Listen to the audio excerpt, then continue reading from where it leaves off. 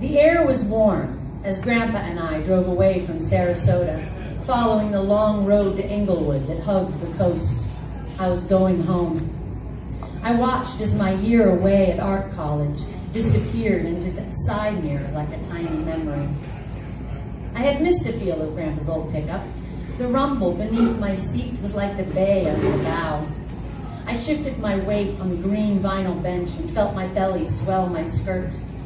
Without touching the curve of my stomach, I thought about what was inside.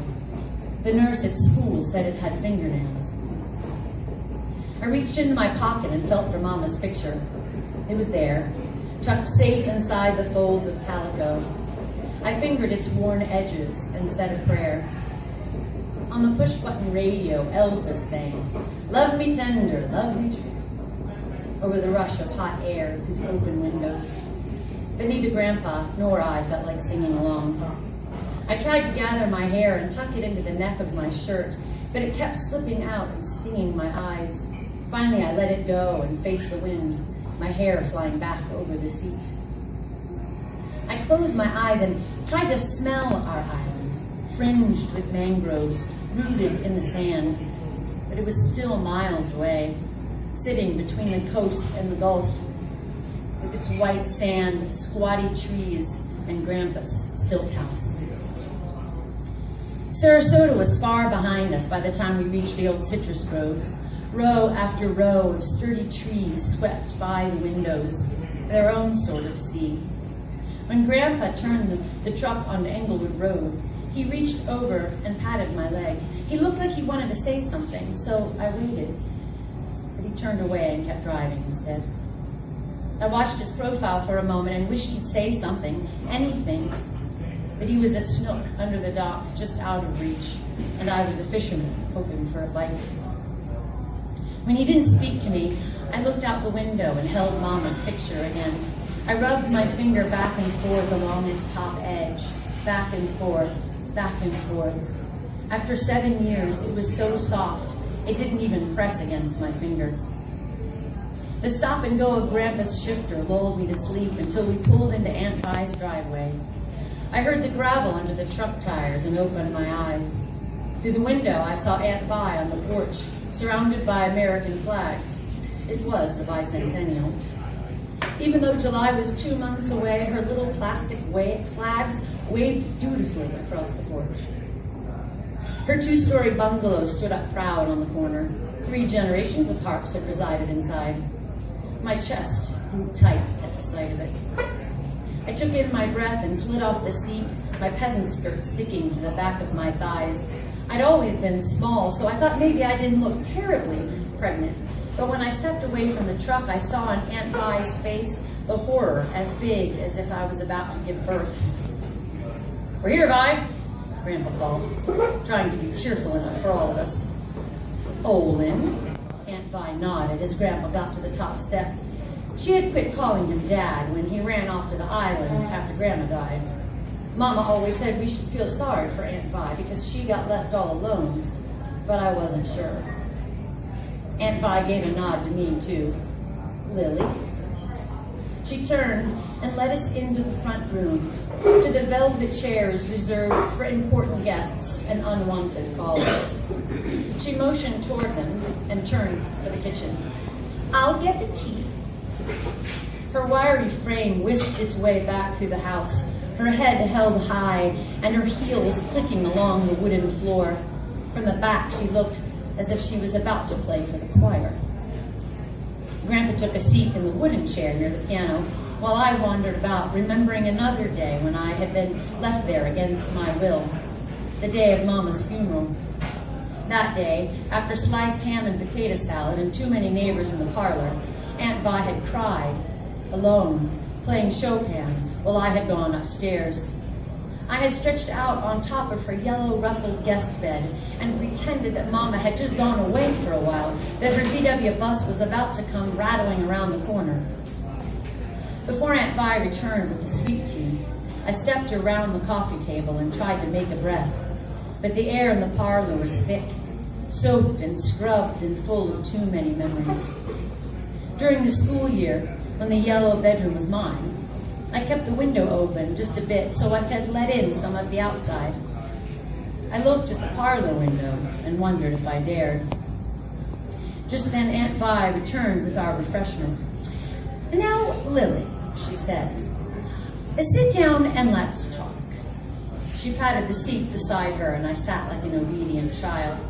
She prattled on about my living there with her and being discreet in my unfortunate situation, and about how she had an appointment with Dr. Jurgen for a week from Thursday, and how she had found a very nice family for the adoption. At that, I blurted out, "I don't know if I can do that." "Of course you can, Lily." She leaned in so close I could feel the puff of her breath. "There just aren't any other options if you want to live here with me." "But, I don't want to live here." I looked at Grandpa. Aunt Vi pressed her lips together, and for a moment I thought she might pop. Instead, she spoke like I was 5. "Look, Lily, let's be realistic. You're not going to have a baby and live out on the island with a bunch of old fishermen. That's just ridiculous. You can only get there by boat. It's a house on stilts, for crying out loud." I said nothing. Aunt Vi made a huffing noise and sat back. She looked at Grandpa and seemed to decide on another approach. She sat up and continued, politely. "There's a lovely couple over in Port Charlotte. They're good people and very rich, but they can't have any children. Dr. Jurgen told me about them and said that they would be thrilled to take the baby. You can live out on the island until it's time, if you like, and then have the baby in the hospital over in Port Charlotte." Aunt Vi paused to take a breath. "No one around here will need to know too much. The child will have a good home and you can still have a life." She smiled proudly, like she had found the solution to a tough laundry stain. I looked from her to Grandpa.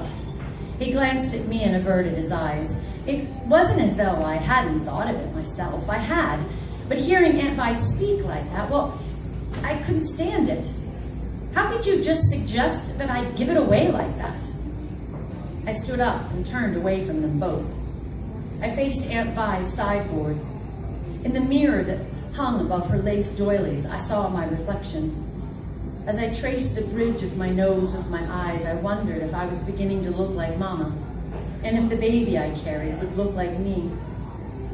I pressed my hand against the outside of my pocket and felt the comfort of her picture inside.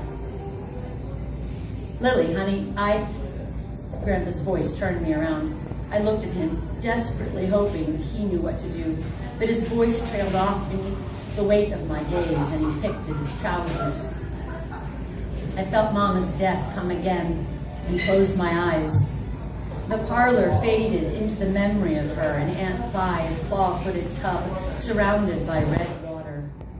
The bathroom light shone down from the magnolia wallpaper like always, but Mama sank below the surface like a mermaid, her wet hair trailing around her like a halo. My feet were stuck to the linoleum, while Grandpa and Aunt Vi came rushing in, lifting, struggling, and yelling. Her body was like a fish left too long in the live well. Aunt Vi kept saying over and over, "Oh, Rosemary, no." Grandpa kept trying to put her breath back in, but she didn't want it. Finally, they stopped and held her quietly. I moved from the doorway and touched her hair. It was wet and cold. I opened my eyes with my head down and watched as my 10-year-old feet melted into 17-year-old shoes. I looked up. "I don't think I can do it, Grandpa." "But Lily, maybe," Grandpa started. But he wasn't listening. Nobody was. "You just don't understand," I interrupted.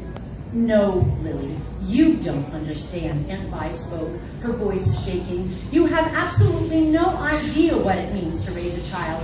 You are too young and too inexperienced. Adoption is your only way out." "That's not true. Mama was only 17 when she had me." I looked back and forth between them, daring either of them to contradict me, but no one spoke. When Aunt Vi regained her composure, she said, "Don't you take that tone with me. I turned and fumbled with the door, but she reached out and grabbed my wrist. "You will not just walk out on me," she said. "I had enough of that from your mother." I could feel the anger in her skin. I did too. I glared at her. We stood there a moment in some strange shared pain. Slowly she became aware of her grip on my arm and loosened her fingers. Grandpa stood. "You can't decide this for me," I said to both of them. In one move, I turned and left. Without stopping, I rushed off the porch and across the lawn to the truck, but I lost my footing on the gravel and fell. Grandpa was right behind me. I heard his feet come running on the rocks. I held my belly and looked up. I could see his worry. "Does it hurt?" "No." His face relaxed. He kissed the top of my head and gathered me up in his arms and lifted me to the truck. "It was just a little sleep," he said, and tucked me into the front seat. He patted my knee